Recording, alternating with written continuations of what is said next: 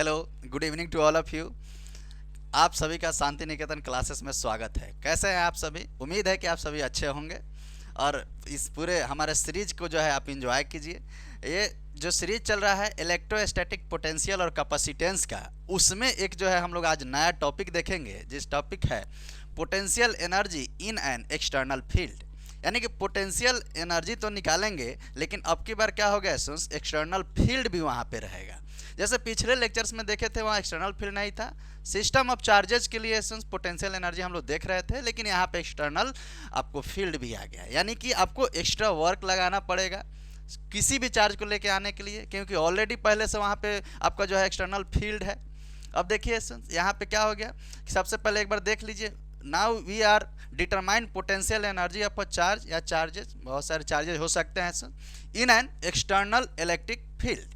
ठीक है, उसके एक एक्सटर्नल इलेक्ट्रिक फील्ड में, ये ध्यान रखना है ठीक है। तो सबसे पहले हम लोग इसमें किसके लिए देखेंगे, point potential energy of a single charge के लिए, यानी कि सिंगल चार्ज के लिए देखेंगे। देखते हैं कि किस तरीके से जो है हम लोग यहाँ पे पोटेंशियल एनर्जी, पहले वर्क क्या लगेगा उसी के टर्म्स में जो है हम लोग पोटेंशियल एनर्जी भी देख लेंगे।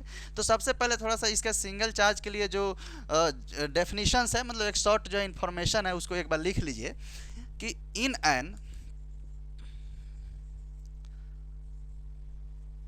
in an external field,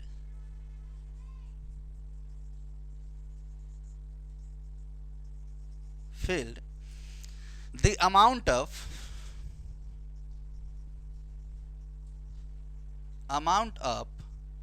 work required to bring a charge,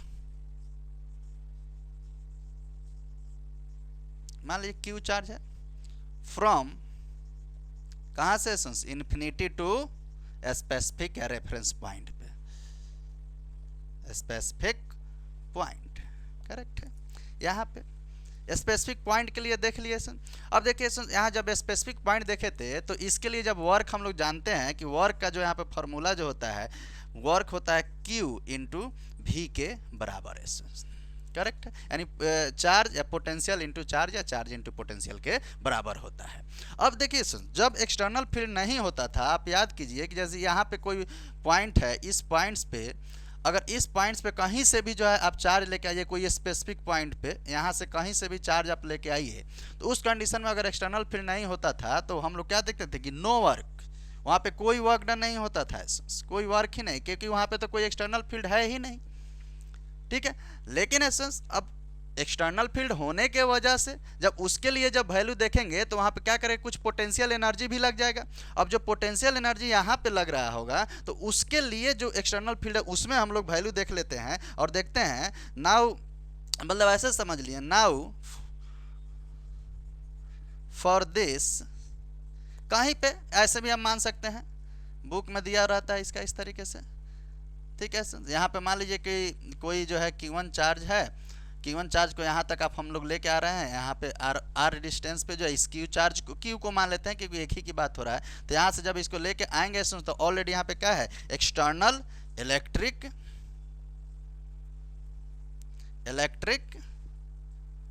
field.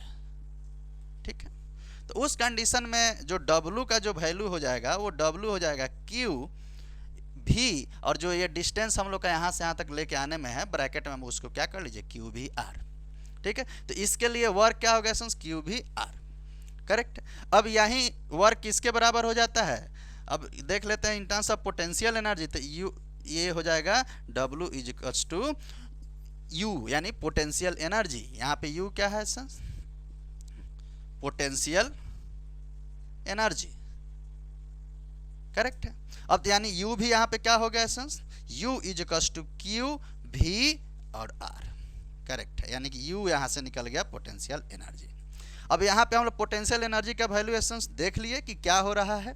उस इसी रेफरेंस लाइन को देखते हुए potential energy of system of two charge की बातें करेंगे। यहाँ पे तो सिंगल की बात कर लिए, अब हम लोग देखेंगे कि टू चार्ज के लिए क्या होगा। सिंगल नहीं, एक रेफरेंस देख लिए, अब सिंगल को हम लोग इसी में देख लेते हैं। पहले हेडिंग लगा लीजिए ताकि समझ में आ जाए। Potential energy energy of a system of two charge किसमें इन,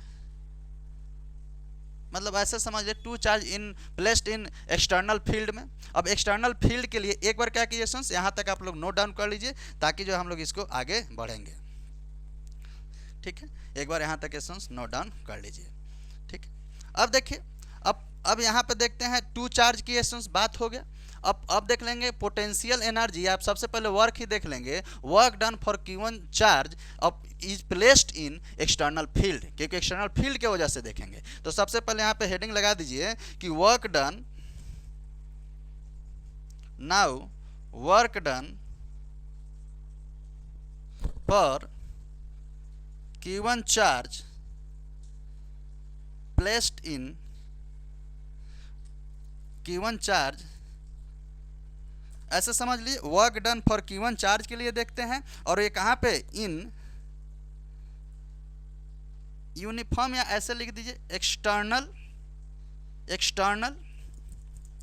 एक मिनट ऐसे, इन एक्सटर्नल इलेक्ट्रिक फील्ड। ठीक है, इसके लिए हम लोग देख रहे हैं कि work done for given charge किसमें ले, इन एक्सटर्नल इलेक्ट्रिक फील्ड के लिए। ठीक है, तो अब देखिए, अब सबसे पहले किसके लिए देखेंगे, Q1 के लिए बात हो रहा है। तो Q1 के लिए बात होगा तो वर्क यही होगा जो हम लोग वैल्यू ऑलरेडी निकाल रखे हैं सन, यानी कि जो वर्क होगा इसके लिए क्या हो जाएगा, QVR1, which is very very important. यहाँ पे Q1 भी कर लेंगे क्योंकि यहाँ पे W1 का वैल्यू हम लोग देख रहे हैं। तो यानी कि W1 Q1 भी R1 के बराबर हो गया है। तो अब इसी तरीके से जब इसके लिए देख लिए तो दूसरा कंडीशन क्या देखेंगे कि work done for Q2 charge in external electric field के लिए। ठीक है, इन के बाद यहाँ पे एन जोड़ दीजिएगा, इन एन। ठीक है, तो यहाँ तक पहले एक बार नोट डाउन कीजिए, फिर ऊपर जो है लिखते हैं।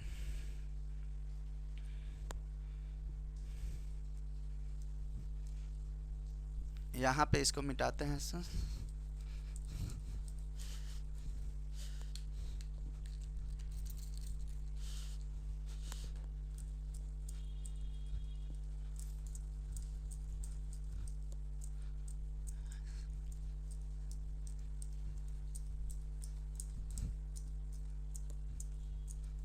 ठीक है, यहाँ देखते हैं। अब देखिए, अब यहीं जो वर्क निकाले Q1 चार्ज के लिए, यहीं इसको हम ये भी लिख सकते हैं कि ये U1 के लिए भी हो जाएगा एसेंस, U1 भी क्या हो जाएगा एसेंस, QVR1, ऐसे भी लिख सकते हैं एसेंस, यानी Q1 भी R1। तो इस तरीके से भी लिख सकते हैं। अब हेडिंग लगाते हैं एसेंस कि work done for Q2 charge, work done for Q2 charge in an external electric field।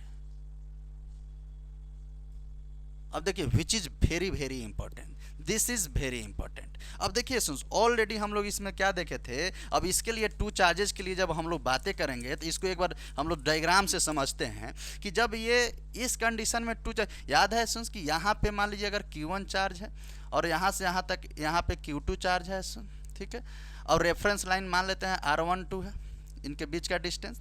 अब ये जो Q2 चार्ज आप लेके आ रहे होइएगा, कहीं से भी लेके आ रहे होंगे Q2 चार्ज, तो इसमें ऑलरेडी एक एक्सटर्नल फील्ड भी है। अब एक्सटर्नल फील्ड है तो उसके वजह से जो है इस पे जो है पोटेंशियल लगेगा लाने में। उसके बाद ये Q1 भी इसको क्या करेगा, रोक के रखेगा, इसके लिए भी कुछ पोटेंशियल लगेगा, उसके लिए एक्स्ट्रा पोटेंशियल एनर्जी यानी एक्स्ट्रा वर्क लगाना पड़ जाएगा। अब क्योंकि यहाँ पे तो Q2 चार्ज था, लेकिन अब की बार तो एक्सटर्नल पोटेंशियल एनर्जी हो गया, यानी कि एक्सटर्नल फील्ड मान लीजिए, एक्सटर्नल फील्ड हो गया जो लगाना पड़ जाएगा। और वहीं हम लोग क्या देखते हैं, in terms of potential energy. तो जब इसके लिए देखेंगे वैल्यू, तो जो W2 यहाँ पे देखेंगे तो एक तो हो जाएगा एसेंस, ध्यान रखना है कि एक तो हो जाएगा किसके लिए, Q2 VR2, और ध्यान रखना है, और यहीं पे प्लस क्या होगा, potential due to Q1 charge, और मल्टीप्लाई क्या हो जाएगा यहाँ पे स्टूडेंट्स कि बीच के लिए multiply Q2 which is this is very very important. यहाँ पे जो हम लोग ये वैल्यू जो देख रहे हैं students, this is very important. इसको हम लोग को एक बार ध्यान में इसको देख लेना है, क्योंकि इस एक Q2 VR2 एक्सटर्नल के वजह से जो ऑलरेडी रेफरेंस में देखे थे, ये जो है ये भी इस चार्ज की वजह से भी पोटेंशियल आएगा, तो यहाँ से लाने पे इसका पोटेंशियल का वैल्यू ये हो जाएगा। इस तरीके से लेट सपोज कर लीजिए कि यहाँ पे जो है एक्सटर्नल इलेक्ट्रिक फील्ड है, और मान लीजिए एसेंस यहाँ पे Q1 है, Q2 है, ठीक है, यहाँ पे R1 R2 है। तो इसको यहाँ तक लाने में, फिर यहाँ से यहाँ तक लाने में एसेंस, फिर इनके बीच में भी जो है चार्जेज की वजह से भी जो है हमको क्या मिल जाएगा एसेंस, एक पोटेंशियल मिल जाएगा जो लेके यहाँ पे आ रहे हैं। तो क्या हो जाएगा, अब यहाँ पे देखिए, अब इसी को हम लोग ये भी लिख सकते हैं कि जो U2 जो होगा वो किसके बराबर, W2 को U2 के बराबर भी लिख सकते हैं। तो U2 जो होगा यानी पोटेंशियल एनर्जी वो Q2 VR2 प्लस, इसके लिए हम लोग क्या जानते हैं एसेंस, के Q1/R। तो अब Q1/R है यानी कि R12 हो जाएगा, यानी के Q1/R12 और मल्टीप्लाई में क्या है एसेंस, यहाँ पे मल्टीप्लाई कर दीजिएगा, मल्टीप्लाई में Q2 है। तो देखिए एसेंस यहाँ पे पोटेंशियल का जो वैल्यू हमारा निकल के आ गया which is very very important U2 के लिए, वो Q2 VR2 प्लस के Q1 Q2/R12। This is very very important. अब यहीं पे हम लोग क्या देख लेंगे एसेंस कि नेट पोटेंशियल एनर्जी देख लेंगे, यानी कि work done in terms of potential energy. और दोनों कंडीशन देखें यहाँ पे, इसको एक बार मिटाते हैं।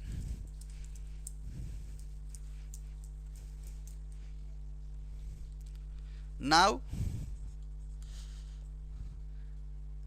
यू नेट किसके वजह से, एक्सटर्नल फील्ड के वजह से, ठीक है, एक्सटर्नल इलेक्ट्रिक फील्ड एक आ गया है।